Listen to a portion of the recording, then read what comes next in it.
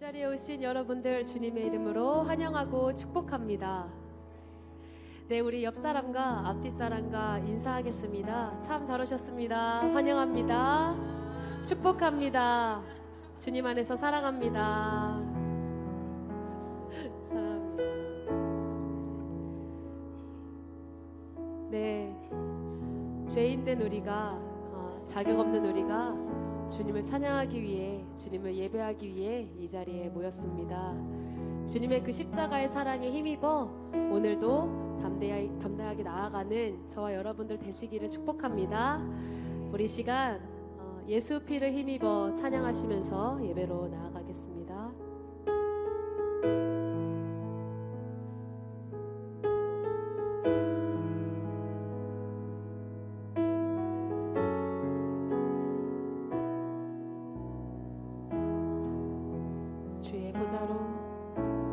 주의 보좌로 나아갈 때 어떻게 나가야 할까?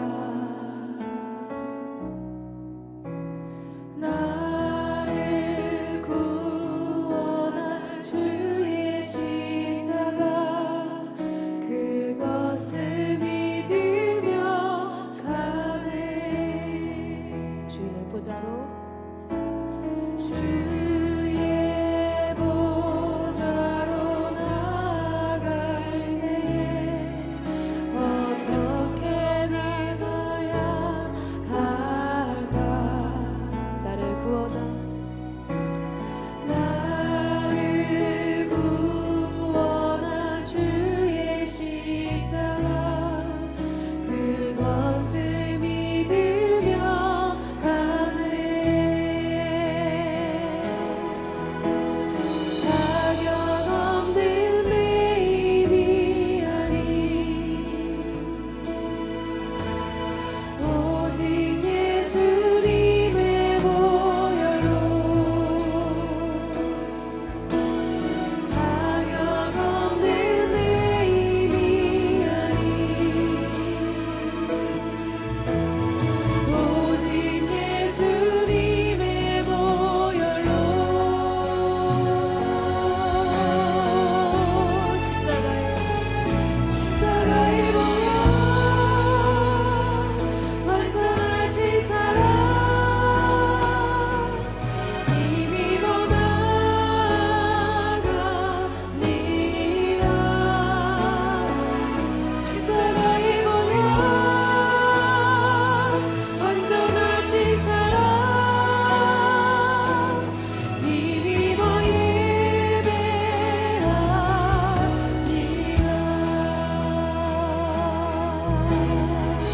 다시 한번 예배하며 나아갑니다.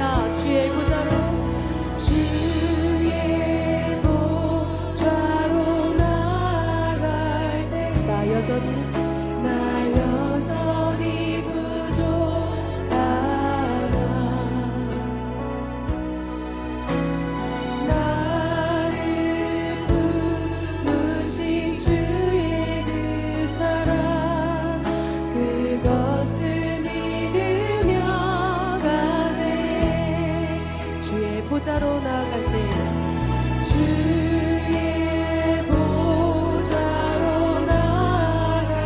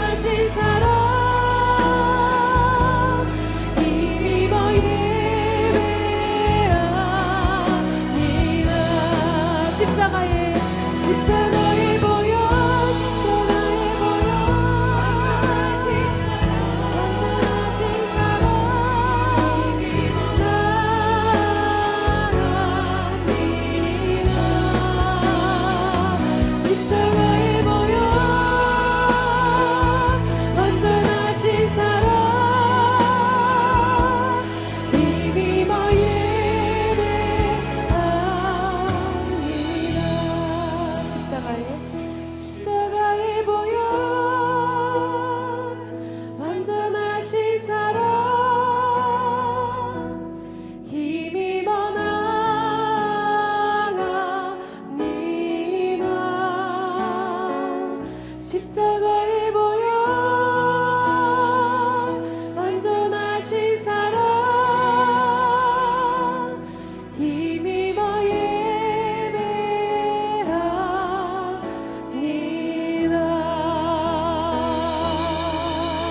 할렐루야. 우리 주님께 영광과 감사의 찬송의 박수 올려드립시다.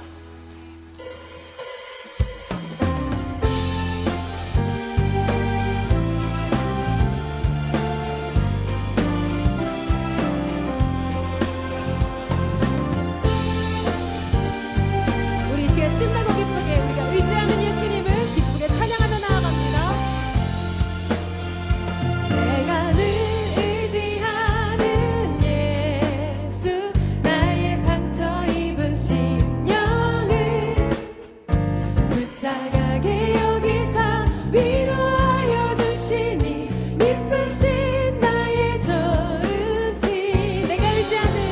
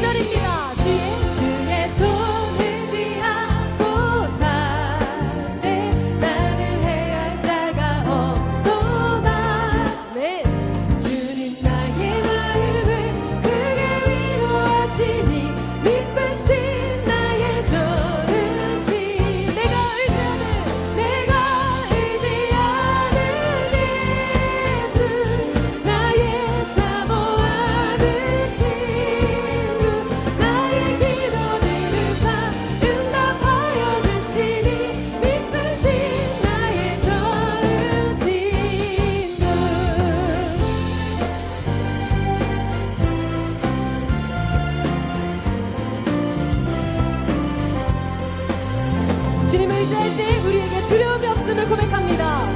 우리 시간 다시 한번 3절로 고백하며 나아갑니다. 내가 요단강 건너가며 마음이 두려워서 떨 때도 주가 인도하시니 어찌 두려워하랴 미쁘신 나의 좋은 지 내가 의지하는 예수 나의 사모하는 친구 나의 기도 들으사 응답하여 주시니 미쁘신 우리 4절로 고백합니다. 이후 천국에 올라가서 모든 성도들과 다 함께 우리들을 구하신 주를 찬양하니라 미쁘신 나의 종 3절입니다. 내가 요단강 건너가며 마음이 두려워서 떨 때도 주가 인도하시니 어찌 두려워하랴 미쁘신 나의 좋은 지 내가 의지하는 예수 나의 사모하는 친구 나의 기도 들으사 응답하여 주시니 미쁘신 나의 좋은 내가 의지하는 예수 나의 사모하는 친구 나의 기도 들으사 응답하여 주시니 미쁘신 나의 좋은 친구 아멘.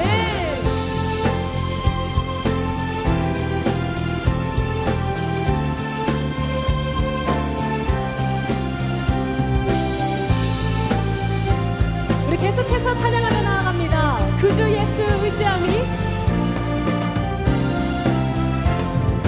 그 주 예수 의지함이 심히 기쁜 일일세 영생 허락받았으니 의심하지 마고 예수 믿는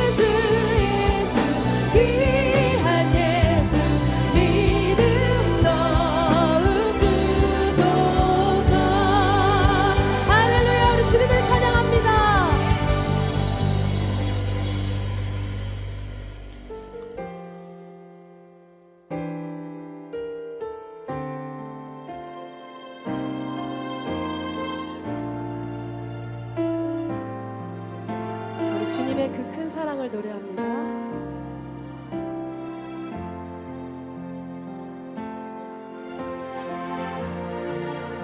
아버지의 사랑, 아버지의 사랑 내가 노래해. 아버지의 은혜 내가 노래해. 그 사랑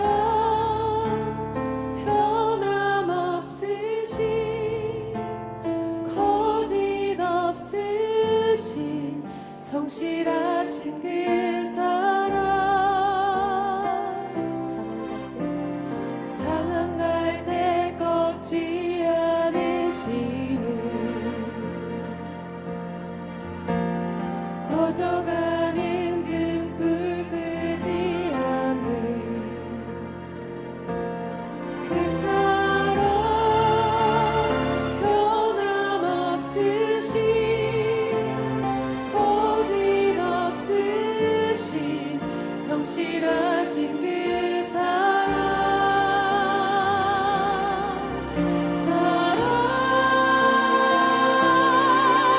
그 사랑,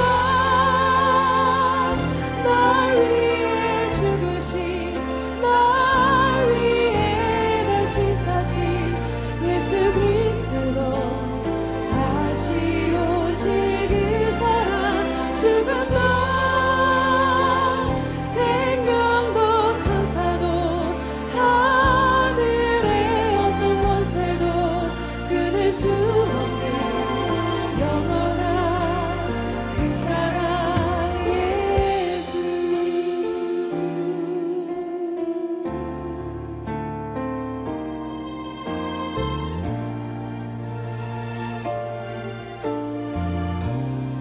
아버지 사랑, 아버지 사랑 내가 노래해. 아버지 은혜, 아버지 은혜 내가 노래해. 그 사랑 변함없으신, 거짓 없으신, 거짓 없으신 성실하신 그 사랑, 상한 갈 때 꺾지 않으시는, 꺼져가는 등불 끄지 않는 그 사랑, 변함없으신 거짓 없으신 성실하신 그 사랑, 사랑, 그 사랑, 날 위해 죽으신, 날 위해 다시 사신 예수 그리스도, 다시 오실 그 사랑, 죽음도 생명도 천사도 하늘의 어떤 권세도 끊을 수 없는 영원한 그 사랑 예수. 그 사랑, 그 사랑, 날 위해 죽으신, 다시 사신 예수 그리스도, 다시 오실 그 사랑, 죽음도 생명도 천사도 하늘의 어떤 권세도 끊을 수 없는 영원한 그 사랑 예수. 주님의 사랑을 우리가 노래합니다. 영원토록 변치 않는 그 사랑을 우리가 예배합니다. 우리 시간, 오늘 우리를 만나주시고 우리에게 말씀하여 달라고, 그 사랑을 우리가 기억하게 해달라고 우리 시간 예수의 이름 한번 부르짖고 예배로 나아가겠습니다. 주여, 주님 그 사랑을 기억합니다. 죽기까지 우리를 사랑하신 그 희생을 우리가 예배합니다. 아버지, 우리를 기억해 주시고 오늘 우리의 예배와 찬양을 받아주시옵소서.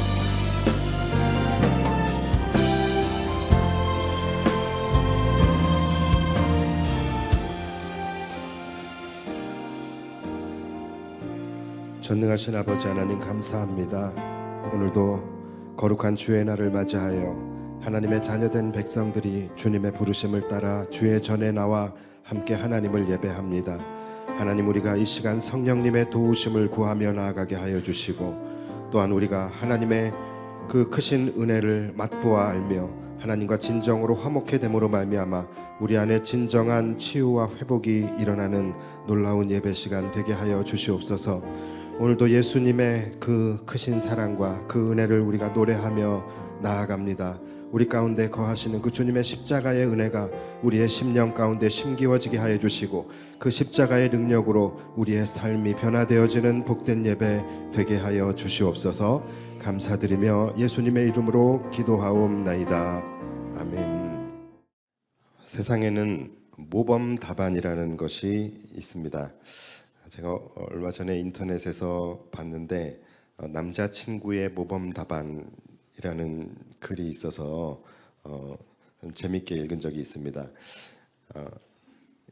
여자친구가 옷가게에서 자기야, 나 빨강색이 어울려, 노랑색이 어울려? 이렇게 물어보면 뭐라고 대답을 해야 할까요? 모범 답안은 빨강색은 예쁘고 노랑색은 귀여워, 이렇게 얘기해야 모범 답안이라고 합니다.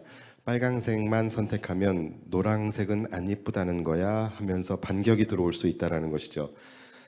자기야, 나 오늘 달라진 거 없어? 라고 물어보면 오늘따라 배가 나왔네, 이렇게 이야기하면 안 됩니다.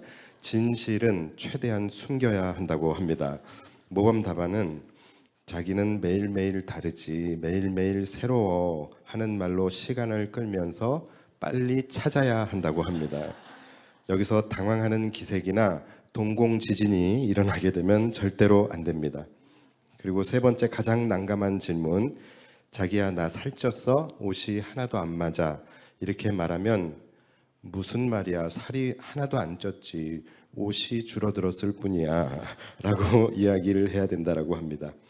자, 이처럼 이 세상에는 진실이 왜곡되고 또 진실을 은폐해야만 하는 그런 모범 답안들이 많이 있습니다. 자, 그런데 오늘 본문을 보면은 정말로 진실된 모범 답안 하나로 이 세상을 바꾸어 버린 한 인물이 등장을 하게 됩니다. 자, 그가 누구냐면 바로 베드로입니다. 자, 오늘 본문의 배경이 되는 곳이 어디냐면은 바로 가이사랴 빌립보라는 지역이에요. 이 지역이 어디냐면은 이스라엘이라는 나라가 이렇게 위로 쭉 길게 돼 있잖아요. 가장 북방에 헐몬산 중턱에 있는 곳이 바로 가이사랴 빌립보라는 곳입니다.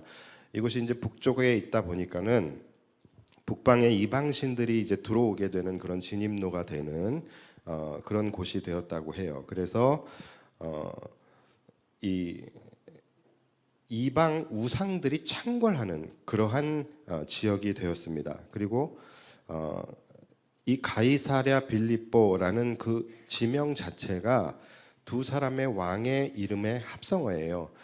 그 지역을 다스리고 있는 왕이, 분봉 왕이 누구냐면 바로 헤롯 왕이죠. 헤롯 빌립이라는 왕입니다. 그리고 그 위에는 누가 있습니까? 바로 로마의 황제 가이사가 있죠. 그래서 이 빌립 왕이 로마의 황제 가이사의 이름과 또 자신의 이름 빌립의 이름을 함께 넣어가지고서 가이사랴 빌립보라고 이름을 지은 거예요. 그러니까 그곳은 자칭 신이고 자칭 왕이라고 하는 자들이 한데 모여 있는 곳이라고 할 수 있었어요. 그런 상징성이 있는 장소에서 이제 예수님께서 제자들에게 이렇게 물어보신 거예요. 오늘 본문 13절을 보시면 예수께서 빌립보 가이사랴 지방에 이르러 제자들에게 물어 이르시되 사람들이 인자를 누구라 하느냐. 자, 사람들이 나를 누구라 하느냐라고 제자들에게 물으신 거예요. 그때의 제자들이 대답을 하는데 그것이 14절이에요. 이르되 더러는 세례 요한, 더러는 엘리야, 어떤 이는 예레미야나 선지자 중에 하나이다. 자, 여러분, 우리가 이 포인트에서 한 가지 우리가 상정하고서 이 본문을 좀 읽을 필요가 있는데, 지금 제자들이 이렇게 이야기를 했습니다. 더러는 세례 요한이다, 더러는 엘리야다, 더러는 에레미야와 같은 선지자 중에 하나라고 하더이다. 이렇게 이야기를 하는데 이렇게 이야기하고 있는 이 제자들의 뉘앙스가 뭐냐라는 거예요. 첫 번째는 제자들이 막 신이 나서 막 흥분된 상태로 이 이야기를 한 것이다. 그리고 두 번째는 그냥 사람들이 하는 말을 그대로 그냥 옮겨다가 예수님에게 무미건조하게 지금 말하고 있는 것이다. 자, 몇 번일까요? 정답은 1번입니다. 1번. 제자들은 지금 막 신이 나서 이야기를 하고 있는 거예요. 예수님, 글쎄 사람들이요 예수님을 향하여 지금 세례 요한이라고 한대요. 지금 많은 사람들이 요단강에 나와서 머리를 조아리고 세례를 받고 그리고 막 이 세상을 향하여 이 세상의 불의를 향하여 막 회개하라 천국이 가까이 왔느니라 외치고 막 이 바리새인들에게는 막 독사의 자식들아 하면서 막 강력하게 이 세상을 막 변화시키는 그런 이 세상의 혁명가인 세례 요한과 같다라고 이야기를 합니다. 그러니까 또 어떤 제자들이 또 막 흥분해 가지고서 어떤 사람들은요 예수님에게 엘리야라고 합니다. 막 하늘에서 막 불을 내리고 막 그래서 바알의 선지자 850명을 막 무찔러 버린 그런 위대한 선지자 엘리야라고 하더이다. 그리고 또 어떤 제자들도 막 신이 나가지고서 어떤 사람들은요 예수님을 향하여 예레미야라고 이야기합니다. 무너져가는 그 시대에 무너져가는 그 나라를 눈물로 살리기 위해서 회복시킨 그 예레미야 선지자라고 합니다. 막 이렇게 이야기를 하는 거예요. 이들은 신나서 이야기를 합니다. 자, 여러분 이들이 지금 신나고 흥분된 상태로 이러한 이야기를 했다라는 것은 뭡니까? 이들도 그들과 같은 생각을 하고 있다라는 거예요. 한마디로 이거죠. 예수님 성공하셨습니다. 예수님 저 갈릴리 나사렛의 목수이셨던 분이 지금 이렇게 사람들에게 이 정도 인정과 칭찬과 평가와 이 칭송을 받고 있다면 예수님 성공하신 겁니다. 출세하셨네요. 축하합니다. 뭐 이런 분위기로 지금 제자들이 이야기를 하고 있는 거예요. 다시 말해서 예수님께서 사람들이 나를 누구라고 하느냐라는 이 질문에 제자들이 생각했던 모범 답안, 제자들이 이렇게 이야기하면 예수님이 정말 기뻐하실 것 같아라고 생각하면서 이야기했던 모범 답안은 바로 이거였던 거예요.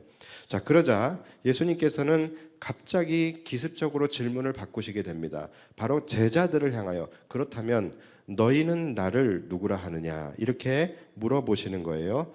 자, 이 질문에 제자들은 당황을 하게 됩니다. 왜냐하면 이들은 지금 3년 동안이나 예수님과 함께 동고동락을 한 상황이에요. 그러니까 이들에게 이 질문이 굉장히 새삼스러운 질문이 될 수가 있겠죠. 그리고 사실 자신들에게는 이것이 필요치 않은 면제되는 그러한 질문이라고 이들은 생각을 했었어요.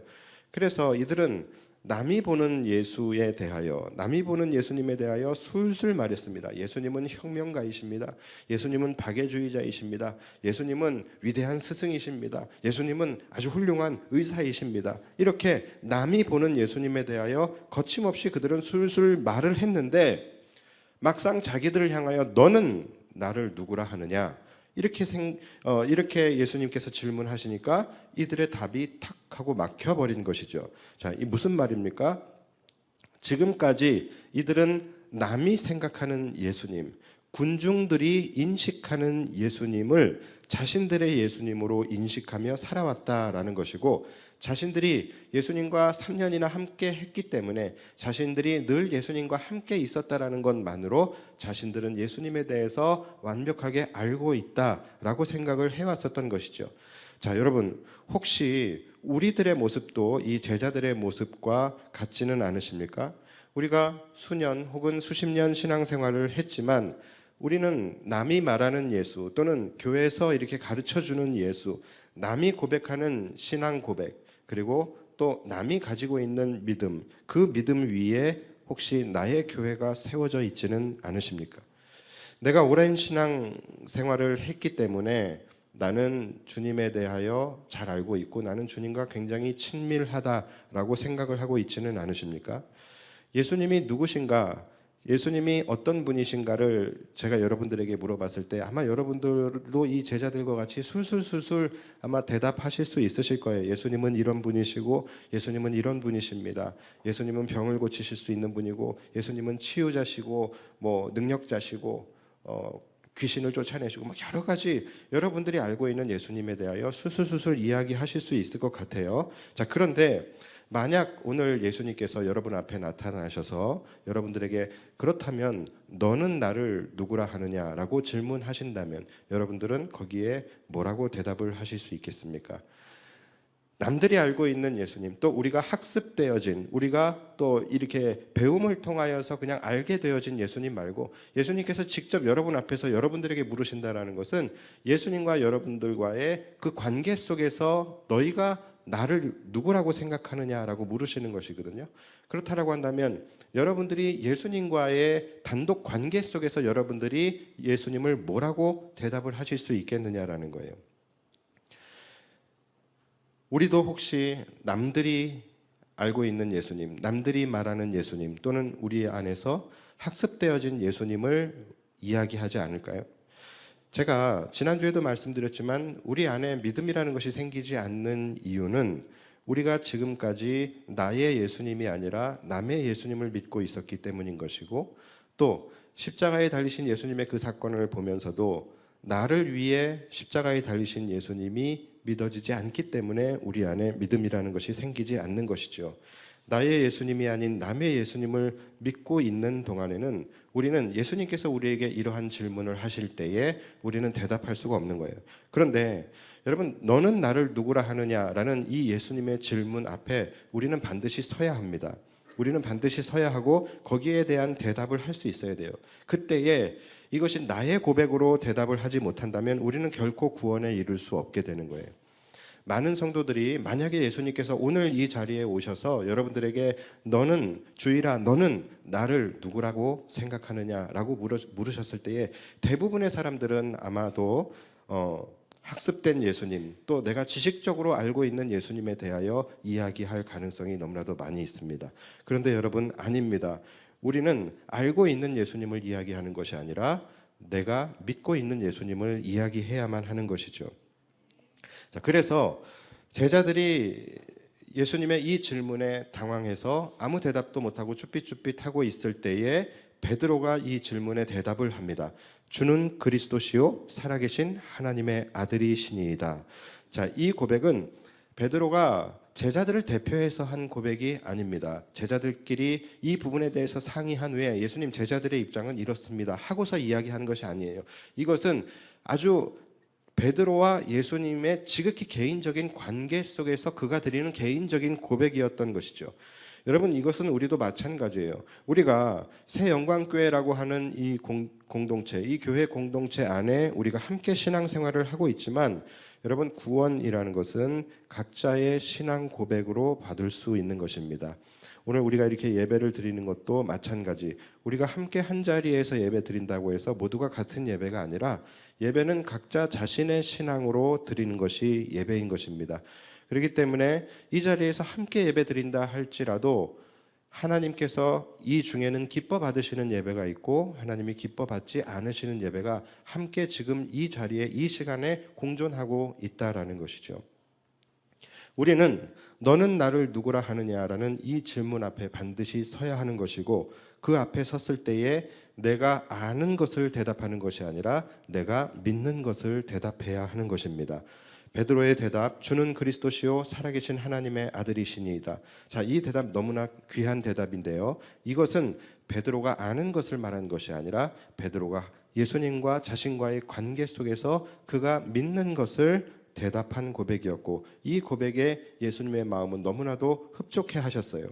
그래서 베드로는 그 시간 인간이 받을 수 있는 최고의 칭찬과 또 인간이 얻을 수 있는 최고의 영광을 그가 얻게 됩니다. 자, 그것이 오늘 본문 17절입니다. 예수께서 대답하여 이르시되 바요나 시몬아 내가 복이 있도다. 이를 내게 알게 하니는 혈육이 아니요 하늘에 계신 내 아버지시니라. 자, 18절 또 내가 내게 이르노니 너는 베드로라. 내가 이 반석 위에 내 교회를 세우리니 음부의 권세가 이기지 못하리라. 자, 너무나 귀한 축복, 그리고 또 너무나 귀한 영광스러운 그런 칭찬을 그가 듣게 되죠. 바요나 시몬아, 이 말은 예수님께서 특별히 베드로를 높여 불러주시는 거예요. 바요나 시몬, 이것은 뭐냐면 요나의 아들 시몬아 이겁니다. 그래서 요나의 아들 배 선생님, 당신은 복이 있습니다. 이렇게 이야기하시는 거예요. 그리고 이 대답은 너가 너무나도 완벽한 그런 100점짜리 대답을 했는데 이 대답은 너의 지혜에서 난 것이 아니라 하늘의 아버지께서 너를 깨닫게 하시고 알게 하신 것이다라고 말씀을 하고 계시는 거예요. 자, 그러면 이 베드로의 고백은 너무나도 유명하죠. 그렇죠? 우리가 다 외우는 그런 말씀이에요. 주는 그리스도시요 살아계신 하나님의 아들이니이다, 아니면 아들이시니이다, 아니면 아들이시니이다. 뭐예요? 아들이시니이다. 예, 뭐 중요하지 않아요. 자, 그런데 어쨌든 이 고백을 여러분들이 다 알고 계신데 왜 이 대답이 그렇게 귀한 대답이고 100점짜리 대답인지 여기까지 여러분들이 혹시 알고 계십니까? 자, 그래서 우리는 베드로의 이 고백이 왜 100점짜리 고백인지 한번 좀 살펴보겠습니다. 자, 베드로가 뭐라 그러냐면 주는 그리스도시요라고 이야기합니다. 자, 그리스도는 헬라어적 표현이고 그리스도라는 말을 히브리어로 바꾸게 되면 뭐냐면 바로 메시아예요. 자, 메시아의 뜻이 뭡니까? 왕이죠. 왕이고 기름 부음 받은 자예요. 자, 그렇다면 그 시대에 기름 부음 받는 자들은 누가 있었을까요? 첫 번째로는 왕이죠. 그리고 두 번째로는 선지자, 세 번째로는 제사장. 그래서 주는 그리스도시요라는 말 한마디 안에는 주님은 왕이십니다. 주님은 선지자이십니다. 주님은 제사장이십니다. 이 세 가지 바로 그리스도의 삼중직이 이 말 안에 포함이 되어져 있는 거예요. 그러니까 주는 그리스도시요라고 베드로가 고백을 했다면 주는 왕이십니다. 주님은 이 세상 만물을 통치하시는, 질병까지도 다스리시고 어둠의 권세까지도 다스리시고 통치하시는 주님은 왕이십니다라는 고백이에요. 그리고 두 번째, 주님은 선지자이십니다. 주님은 하나님의 말씀을 선포하시고 하늘나라의 복음을 선포하시는 주님이십니다. 그리고 마지막으로 제사장, 주님은 제사장이십니다. 제사장의 역할이 뭡니까? 사람과 하나님 사이에서 중재자 역할을 하는 거예요. 그래서 그때 당시에는 인간이 제사장을 통하여 하나님께 나아갈 수 있었고 제사장을 통하여 속죄함을 받을 수 있었죠. 그러니까 주님은 제사장이십니다라는 말 뜻은 뭐냐면 나는 주님을 통하여서만 하나님께로 나아갈 수 있고 주님을 통하여서만 구원을 받을 수 있습니다. 이것을 고백하고 있는 거예요.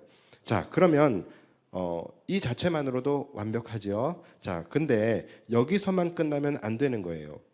자, 왕이고 선지자고 제사장, 이것 예수님의 삼중직인 것은 맞아요. 자, 그러나 왕, 선지자, 제사장 다 뭡니까? 인간이지요. 사람이에요. 그렇죠? 그래서 이것은 예수님의 인성만을 고백을 한 거예요. 자, 예수님에 대해서 이야기하려면 예수님의 인성과 함께 예수님의 신성을 함께 이야기하는 것이죠. 그래서 그 다음에 뭐라 그럽니까? 주는 그리스도시요 살아계신 하나님의 아들이시니이다. 이렇게 해서 베드로의 이 짧은 한마디 속에 예수님의 신성과 인성이 다 함께 고백되어지고 또 예수님의 왕 되심, 선지자 되심, 제사장 되심, 이 예수님의 삼중직이 다 나타나 있는 정말로 이거는 100점짜리 고백이 된 거예요. 자, 베드로의 이 고백이 바로 베드로를 구원에 이르게 했고 베드로의 이 고백 위에 오늘날의 교회가 세워지게 된 것입니다.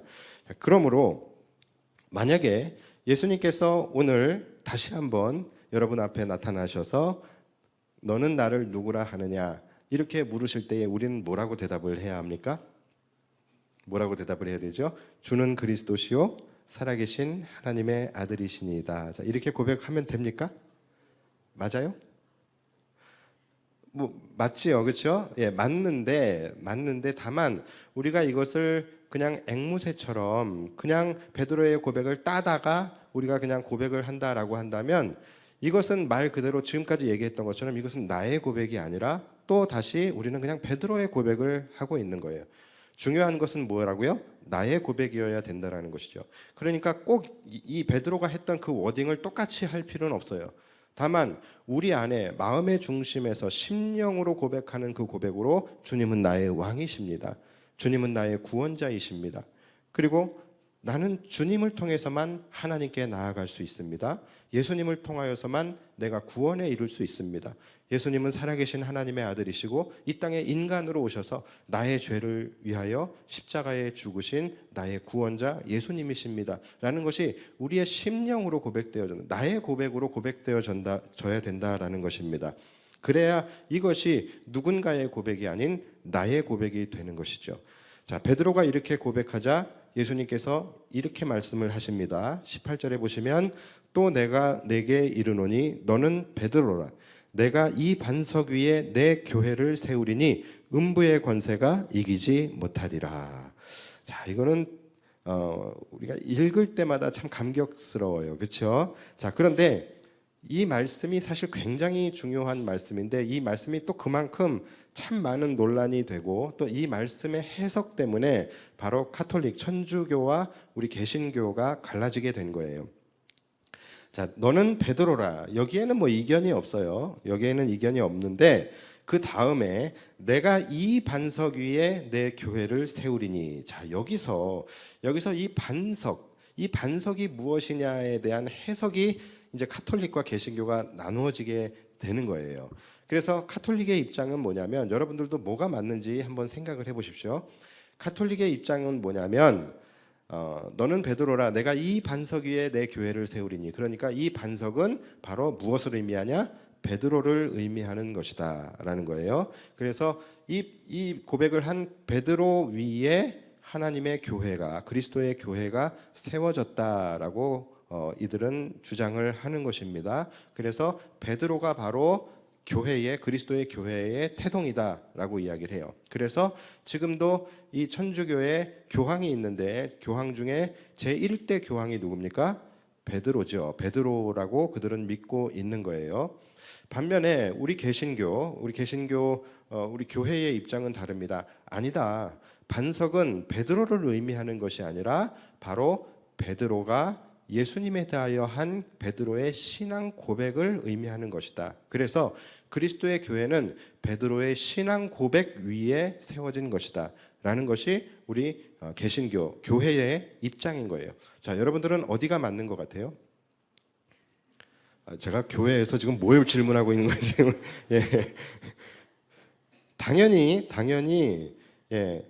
베드로가 최고의 대답을 한 것은 맞아요. 그러나 베드로 위에 교회가 세워진 것은 아닙니다. 베드로라는 사람 위에 교회가 세워진 것은 아니고 베드로가 고백한 예수 그리스도라는 반석 위에 교회가 세워진 것입니다. 이것을 여러분들이 믿으셔야 돼요. 그래서 교회는 예수 그리스도라는 반석 그리고 그것을 믿음으로 고백한 신앙 고백 위에 교회가 세워지게 되는 거예요. 그래서 교회는 반드시 교회의 주인은 누굽니까? 예수 그리스도가 되시는 거예요. 교회의 주인이 누굽니까?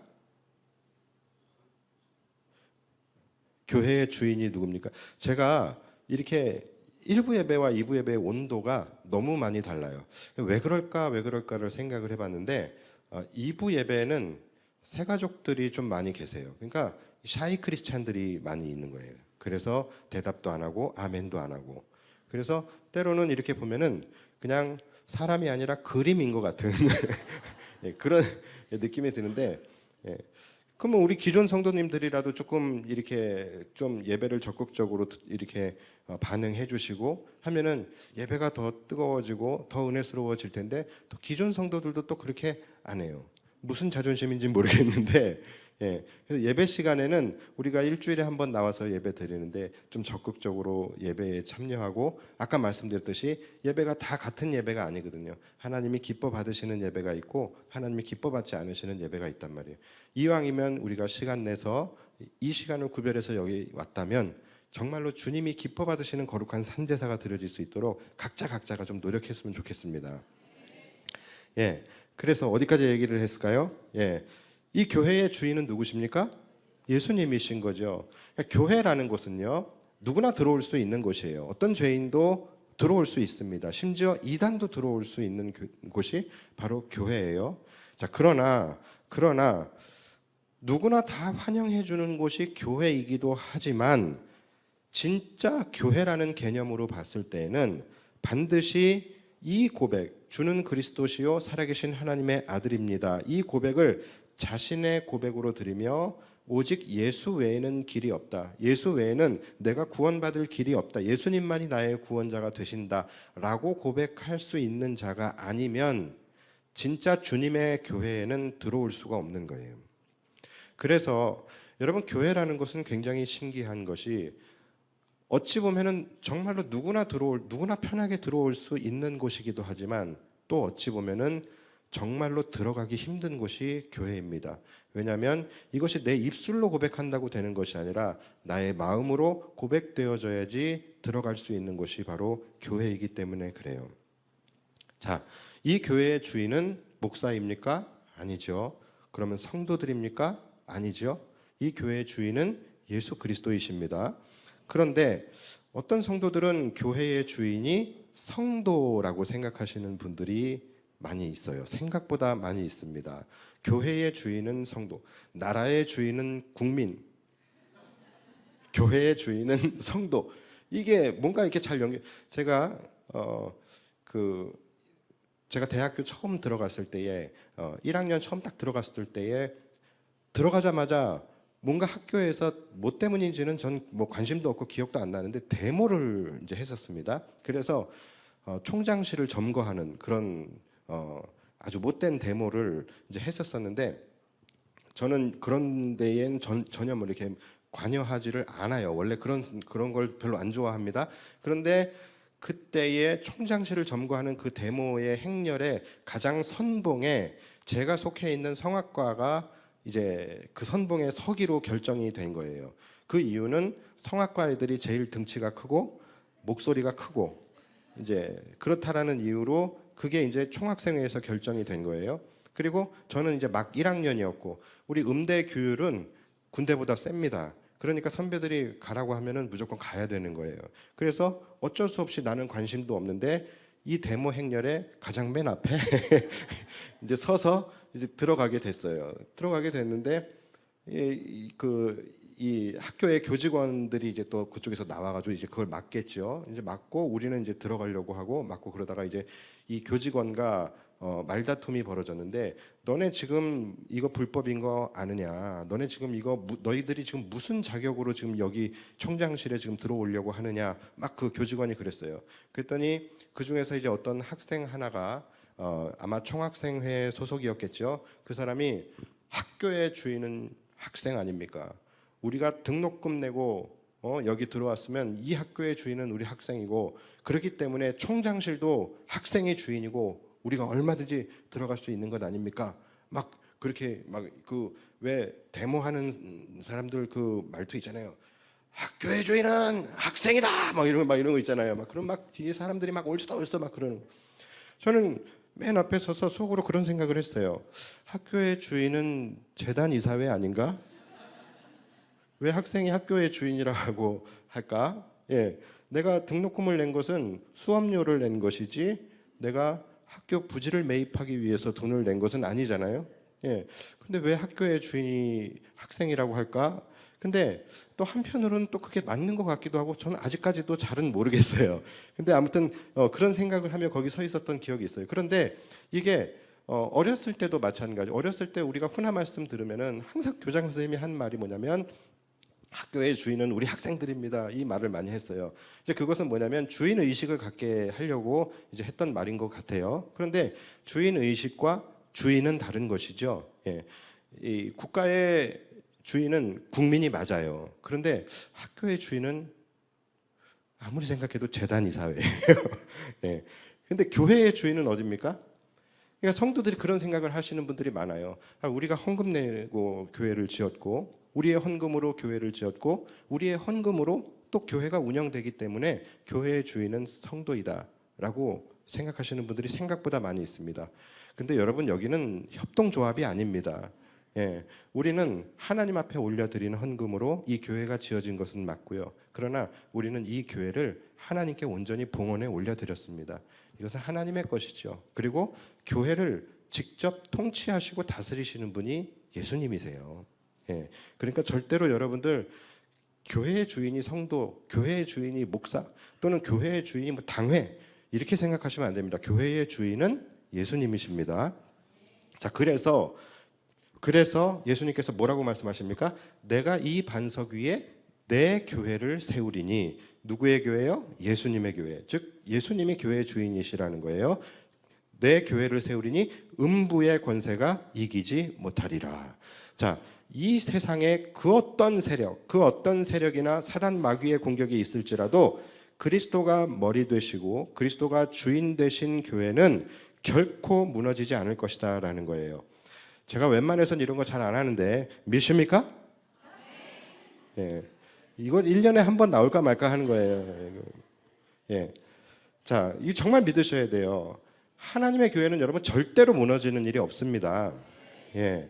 여러분 지금 한국 교회가 위기라고 하죠. 성도들이 막 기하급수적으로 줄고 있고, 그리고 교회가 여기저기서 문을 닫고 있고, 또 다음 세대의 이 교육 부서가 없어지고 있는 그런 지금 심각한 상황인 것은 맞습니다. 물론 한국 교회가 이 상황을 바라보면서 회개해야 하고 또 각성해야 하고 지금 이 사태를 좀 심각하고 또 위중하게 바라봐야 할 부분은 맞는 거예요. 그러나 여러분, 그러함에도 불구하고 우리가 낙심하지 않아도 되는 이유가 있습니다. 설사 이 땅의 교회가 더 많이 어려워지고 지금보다 더 많이 어려워지고 지금보다 더 많은 성도들이 준다 할지라도 여러분, 세상은 결코 교회를 이기지 못합니다. 세상은 결코 교회를 무너뜨릴 수 없어요. 실제로 지금까지 인류 역사상 교회가 어려움을 겪었던 때가 없었습니까? 얼마나 많이 있었습니까? 성도들의 신앙생활이 정말로 살 소망까지 잃어버릴 만큼 교회에 핍박과 박해가 일어났던 때가 정말로 없었습니까? 얼마나 많이 있었습니까? 얼마나 많이 기독교를 말살하고자 하는 정책과 시도들이 있었습니까? 그러나 주님이 주인이 되셨던 그리스도의 교회는 지금까지 결코 무너지지 않고 오히려 더욱더 왕성해졌다라는 것을 우리가 잊지 말아야 합니다. 여러분, 우리나라는 어떻습니까? 우리나라 초창기 때 굉장히 처참했죠. 초창기에 우리나라의 복음을 전하기 위해서 온 선교사들이 교회 우리 조선 땅을 밟지도 못하고 그냥 성경책만 던져주고 배 위에서 죽임을 당했던 그게 우리나라 아닙니까? 그런데 여러분, 지금이 그때보다 심합니까? 그러지 않죠.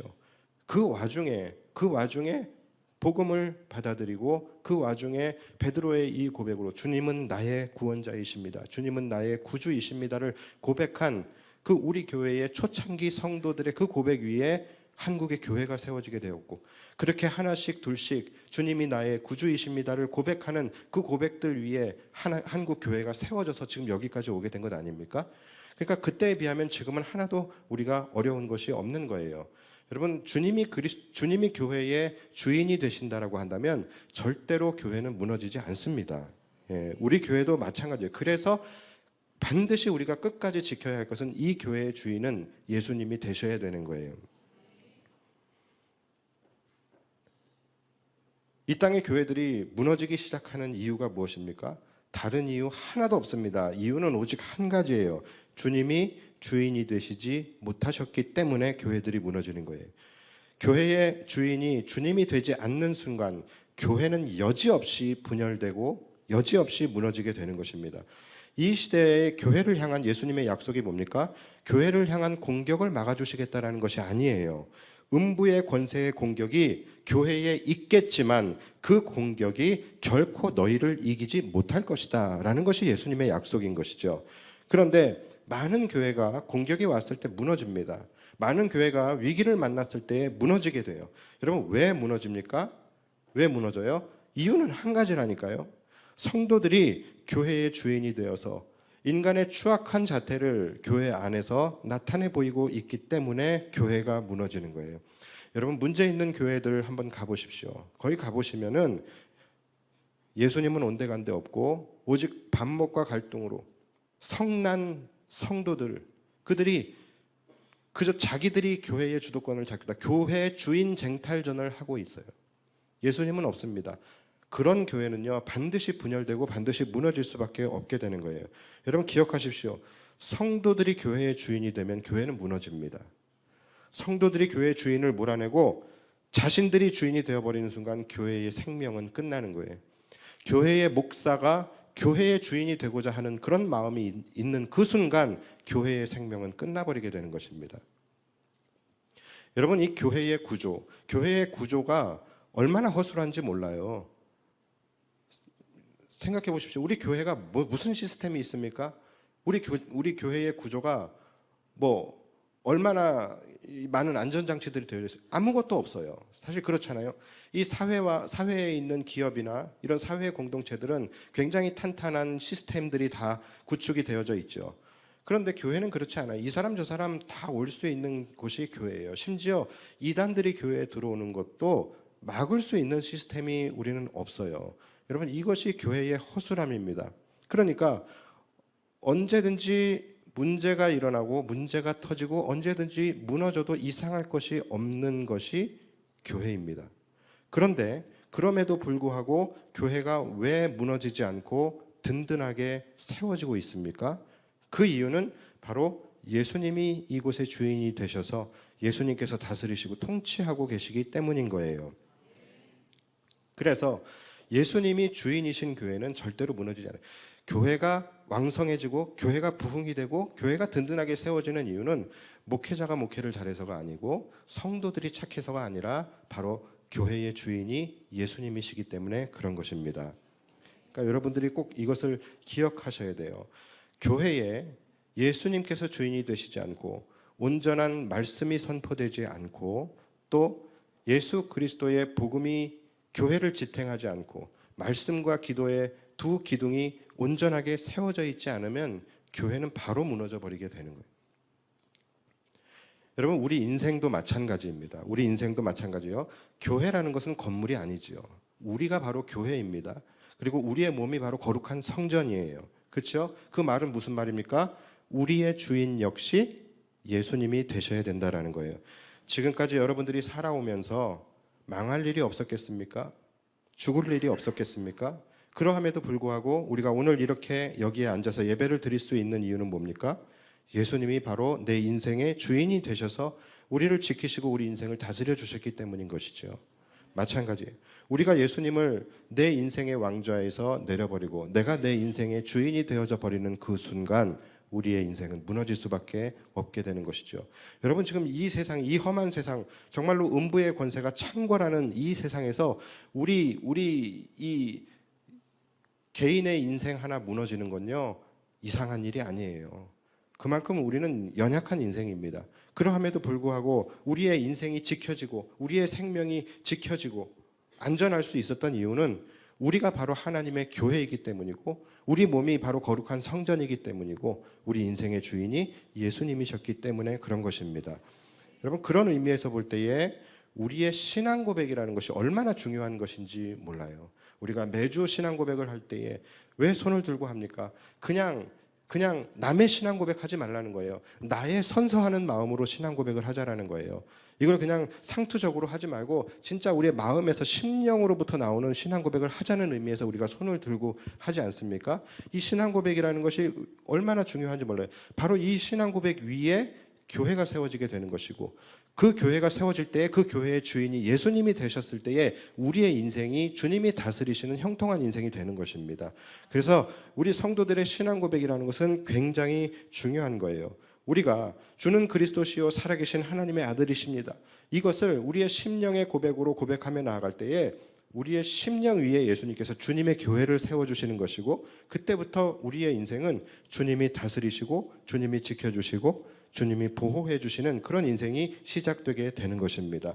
그럴 때에 우리의 인생은 앞으로 음부의 권세가 이기지 못하는 거룩하고 능력 있는 인생이 될 것입니다. 이러한 그리스도 예수님의 그 놀라운 은혜가 저와 여러분들에게 충만히 임하게 되기를 주님의 이름으로 축복합니다. 기도하겠습니다.